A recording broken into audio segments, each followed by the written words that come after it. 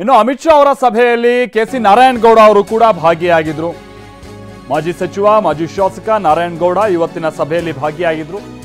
Core committee ಸಭೆಯಲ್ಲಿ ನಾರಾಯಣಗೌಡ ಭಾಗಿಯಾಗಿರುವಂತದ್ದು ಯಾಕೆ ಇಲ್ಲಿ ಇಂಟ್ರೆಸ್ಟಿಂಗ್ ಆಗಿತ್ತು ಅಂತ ಅಂದ್ರೆ, ಒಂದು ಹಂತದಲ್ಲಿ ನಾರಾಯಣಗೌಡರು ಕಾಂಗ್ರೆಸ್ ಕಡೆಗೆ ಹೋಗ್ಬಿಡ್ತಾರೆ ಅನ್ನುವಂಥದ್ದು ವಿಚಾರ ಇದೆ.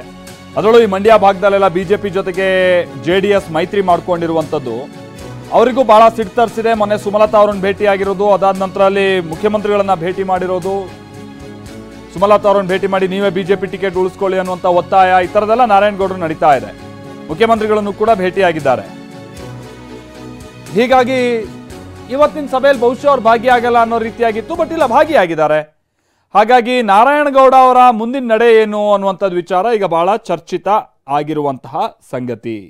ಒಂದು ಕಡೆ ಕಾಂಗ್ರೆಸ್ ಕಡೆಗೆ ಹೋಗ್ತಾರೆ ಅನ್ನುವಂಥದ್ದು ವಿಚಾರ, ಇನ್ನೊಂದು ಕಡೆ ಮೈತ್ರಿ ಬಗ್ಗೆ ಬಹಳ ಅಸಮಾಧಾನ, ಅದರ ಜೊತೆಗೇನೆ ಮುಖ್ಯಮಂತ್ರಿಗಳನ್ನ ಭೇಟಿಯಾಗಿರೋದು ಮೊನ್ನೆ, ಇದೆಲ್ಲ ನಾರಾಯಣಗೌಡರು ಸೀದಾ ಹೊರಟುಬಿಟ್ಟವ್ರೆ ಕಾಂಗ್ರೆಸ್ ಕಡೆ ಅನ್ನುವಂಥ. ಆಮೇಲೆ ಮಂಡ್ಯದ ಕೆಲ ಸ್ಥಳೀಯ ಕಾಂಗ್ರೆಸ್ನ ನಾಯಕರುಗಳು ಕೂಡ ನಾರಾಯಣಗೌಡ ಅವರು ಪಕ್ಷಕ್ಕೆ ಬಂದರೆ ಒಂದು ಸ್ವಲ್ಪ ಅನುಕೂಲ ಆಗುತ್ತೆ ಈ KR ಪೇಟೆ ಈ ಭಾಗದಲ್ಲೆಲ್ಲ ಅನ್ನುವಂಥ ರೀತಿಯಾಗಿ ಅವ್ರ ಅಭಿಪ್ರಾಯ ಇದೆ. ಹೀಗಾಗಿ ಅವರನ್ನು ಸೆಳೆಯುವಂಥ ಪ್ರಯತ್ನಗಳು ಕೂಡ ಆಗ್ತಾ ಇದೆ. ಆದರೆ ಇವತ್ತು ಅದರ ನಡುವೆ ಕೋರ್ ಕಮಿಟಿ ಸಭೆಯಲ್ಲಿ ಬೇರೆ ಭಾಗಿಯಾಗಿರುವಂಥದ್ದು, ಇಲ್ಲ ಅವ್ರು BJPಲೇ ಇರ್ತಾರಾ ಅಥವಾ ಕಾಂಗ್ರೆಸ್ ಕಡೆಗೆ ಹೊರಟು ಬಿಡ್ತಾರಾ ಅನ್ನೋ ಚರ್ಚೆಗೆ ಮತ್ತಷ್ಟು ರೆಕ್ಕೆ ಪುಕ್ಕ ತಂದಿಟ್ಟಿದೆ.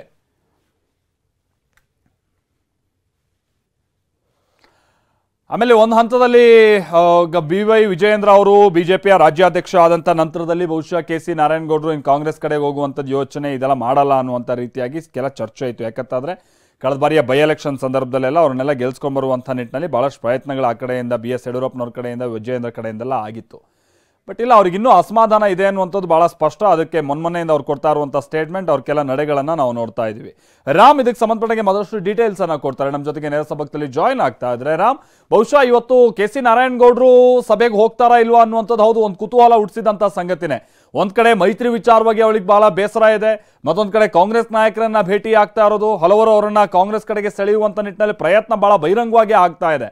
ಇವತ್ತಿನ ಕೋರ್ ಕಮಿಟಿ ಸಭೆಯಲ್ಲಿ ಅವ್ರು ಭಾಗಿಯಾಗಿರೋದು ಬಹುಶಃ ಇವ್ರು BJPಲೇ ಉಳ್ತಾರೆ ಅನ್ನುವಂಥ ರೀತಿಯಾಗಿ ನಿರೀಕ್ಷೆ ಮಾಡ್ಬೋದಾ?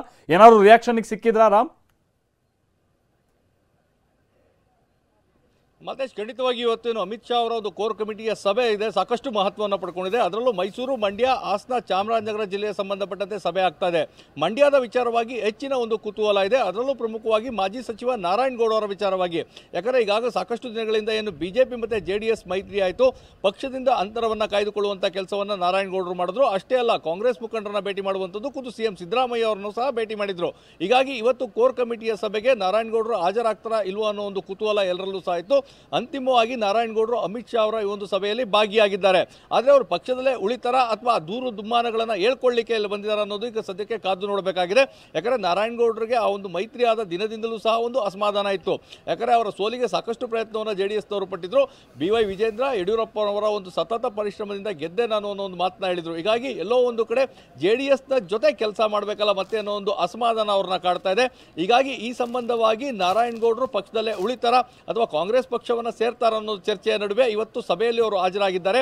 ಅಮಿತ್ ಶಾ ಮುಂದೆ ಅವರು ತಮ್ಮ ಏನು ಸಮಸ್ಯೆಗಳಿದಾವೆ ಮತ್ತು ಯಾವ ರೀತಿಯಾದಂಥ ಬೆಳವಣಿಗೆಗಳು ಮಂಡ್ಯದಲ್ಲಿ ಆಗ್ತಾ ಇದ್ದಾವೆ ಮತ್ತು ಮೈತ್ರಿಯಿಂದ ಯಾವ ರೀತಿ ಹಿನ್ನಡೆ ಆಗ್ತದೆ ಇವೆಲ್ಲವನ್ನೂ ಸಹ ತಿಳಿಸುವ ಕಾರಣಕ್ಕಾಗಿ ಇಲ್ಲಿಗೆ ಬಂದಿದ್ದಾರೆ ಅನ್ನೋ ಒಂದು ಮಾಹಿತಿ ಲಭ್ಯವಾಗಿದೆ.